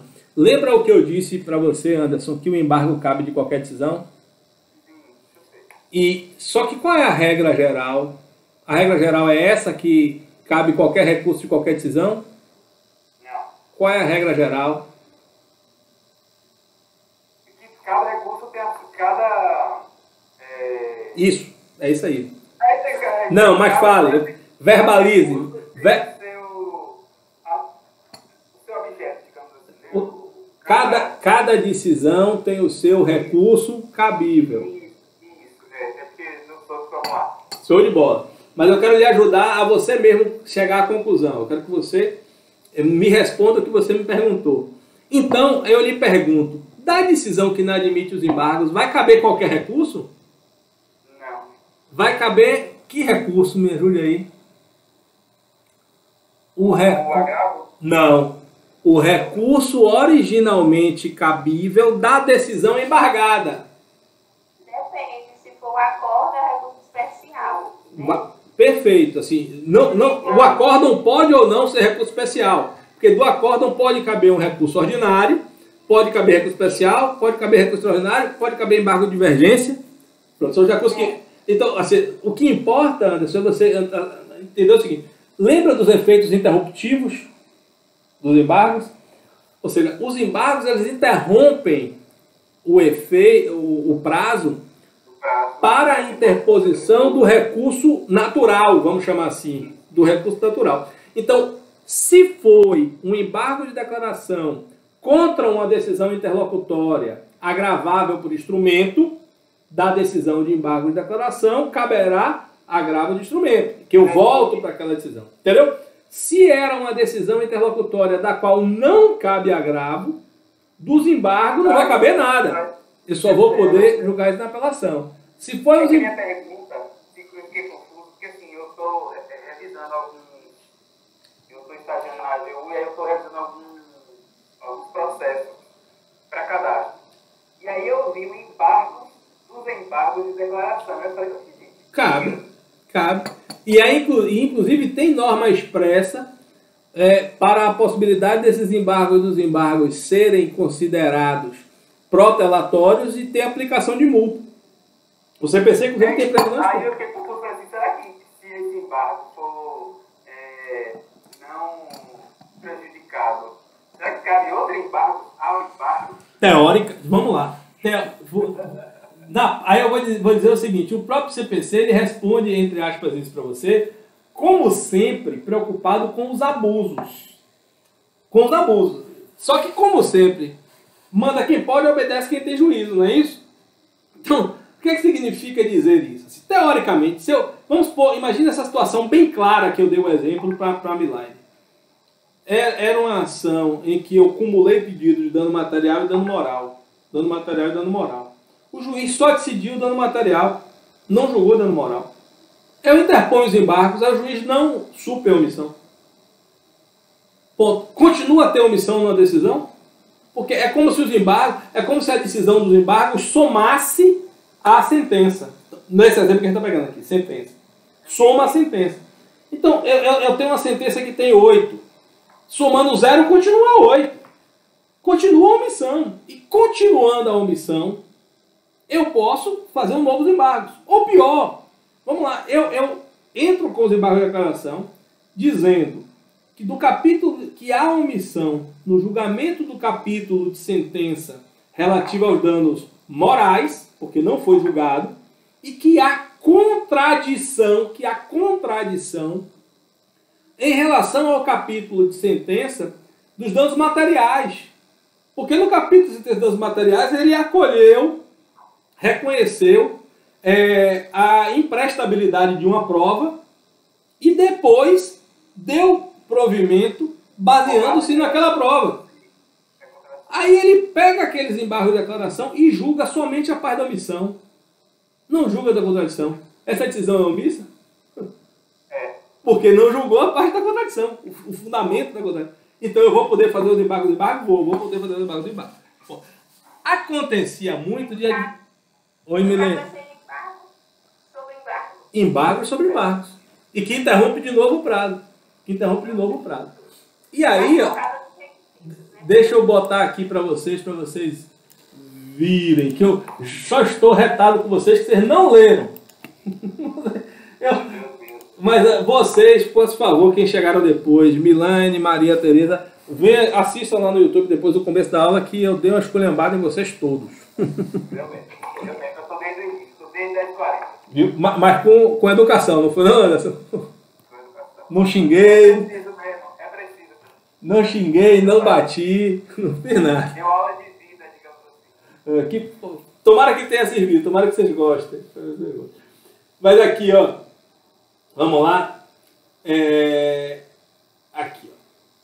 Então, Anderson, para evitar os abusos, para evitar os abusos, o que é que o tribunal, o que é que o CPC veio dizer assim, olha, quando os embargos forem manifestamente protelatórios, quando manifestamente protelatórios os embargos, o juiz ou o tribunal, em decisão fundamentada, condenará o embargante a pagar a multa não excedente de 2% do valor atualizado da causa. Então, ou seja, eu posso entrar com os embargos. Se o juiz entender que ele é procrastinatório, fica doido. Aí eu posso dizer, dar de brabo, dizer assim, não, quero saber disso não, tenho omissão, eu vou repetir os embargos. Aí eu posso repetir os embargos? Eu posso repetir os embargos. Posso repetir os embargos. E aí, o parágrafo 3º diz o seguinte, olha, na reiteração de embargos de declaração manifestamente protelatórios, a multa será elevada a até 10% sobre o valor atualizado da causa. E é pior, isso vira requisito recursal dos outros recursos. E a interposição de qualquer recurso ficará condicionada ao depósito prévio do valor da multa. Ele libera disso Fazenda Pública, beneficiário da gratuidade, né, que recolherão no final. Não está falando aqui, mas também o Ministério Público, que também não paga custo. E aí vem o pior de tudo. Lembra aquela nossa discussão sobre admissibilidade e inadmissibilidade? Aqui, por enquanto, eu estou propondo um embargo, 2 embargos. Teoricamente, se não teve ainda o reconhecimento de procrastinatório, eu posso interpor 3, posso interpor 4, posso interpor 5, posso interpor 6, né? Teoricamente. E nunca, entre aspas, transitaria em julgado essa decisão. Para evitar que isso aconteça, isso veio, inclusive, com uma decisão do ministro Dias Toffoli em matéria criminal. Porque quando estava perto de chegar a prescrição, né, do crime, o advogado não estava nem aí. Ele entrava com 10 embargos de declaração, porque todos eles interrompem o prazo. E aí você ia empurrava por 6 meses, 1 ano, só na base... Até prescrever. Até prescrever. Aí o CPC deu essa solução brilhante. Disse, olha, não serão admitidos novos embargos de declaração, não serão admitidos novos embargos de declaração, se os 2 anteriores houverem sido considerados protelatórios. Então, ou seja, se eu repetir por uma 3ª vez, o juiz vai determinar o trânsito julgado. Ele vai reconhecer, determinar não, ele vai reconhecer o trânsito julgado. Porque ele diz o seguinte, olha, são 3º embargos, agora desde que ele tenha reconhecido o primeiro como protelatório, e aplicado a multa, depois ele tenha reconhecido o segundo como protelatório e aumentado a multa, e aí se eu ainda assim quiser dar de macho man e interpuser o 3º embargo de declaração, esse 3º vai ser inadmitido, e vai haver o trânsito em julgado. E aí eu não tenho mais que se falar em efeito interruptivo. Entendido? Show de bola.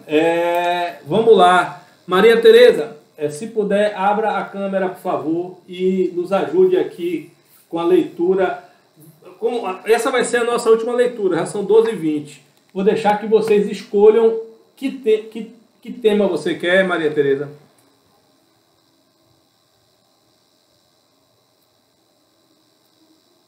Pode ser esse aí, contradição, Joel?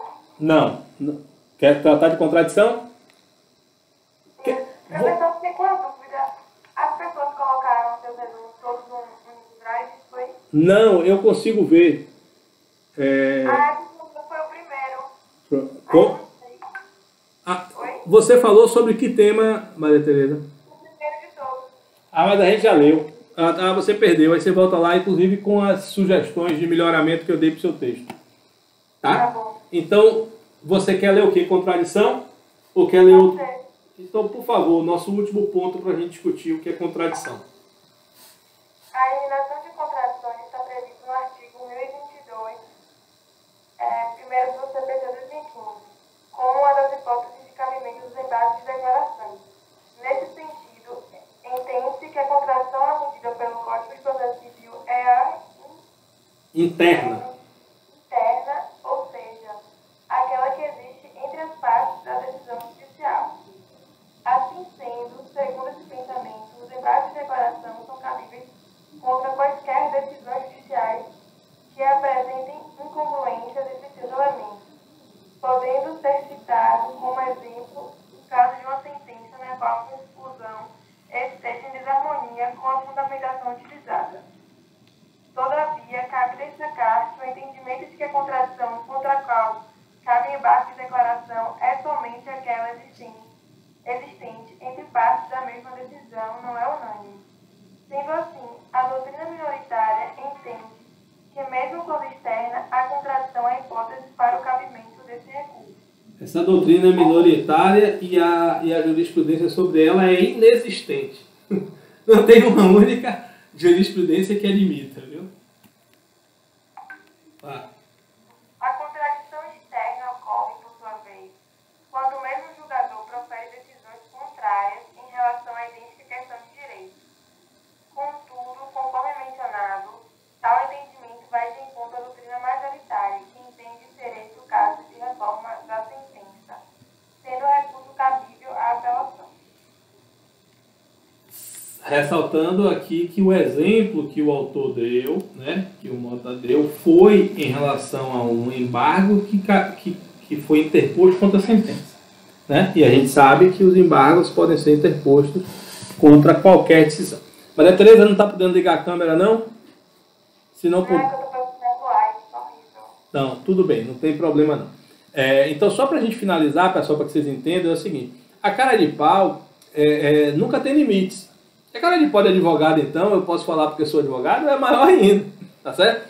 Então, assim, para que a gente entenda que, assim, contradição não é quando o juiz contraria o que a gente quer, contraria aquilo que a gente pediu, né? E nem é quando contraria a jurisprudência, e nem é quando contraria a lei.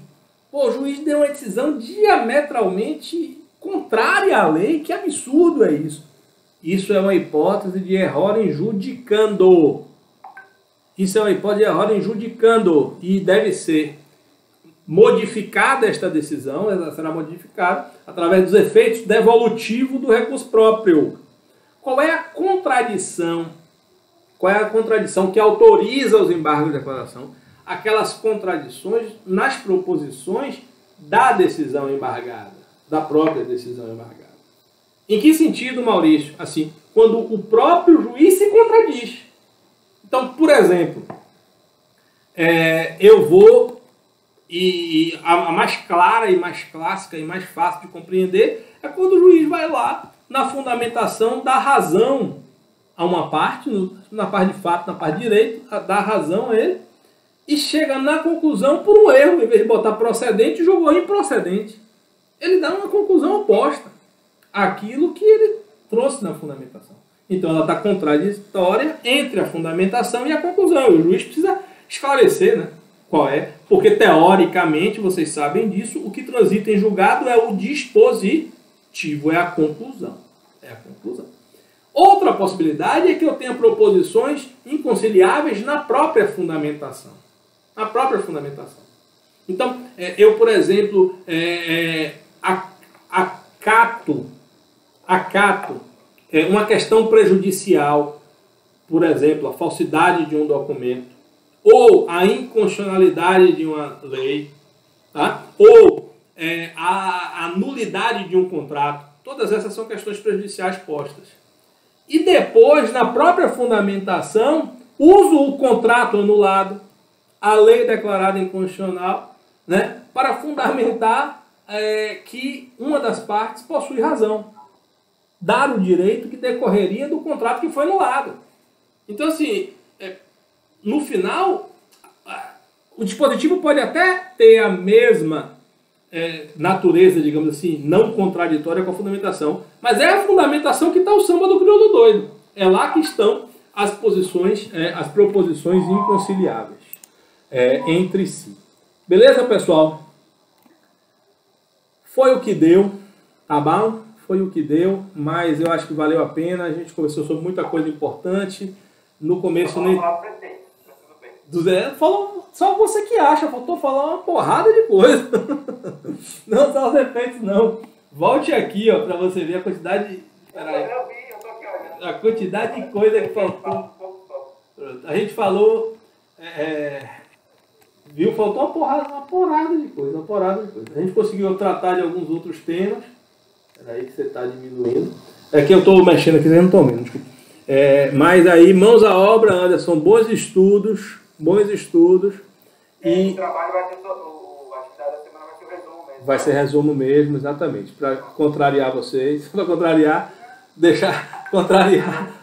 Eu fiz o outro de 80 páginas, eu não vou fazer. Esse é de 30 aí.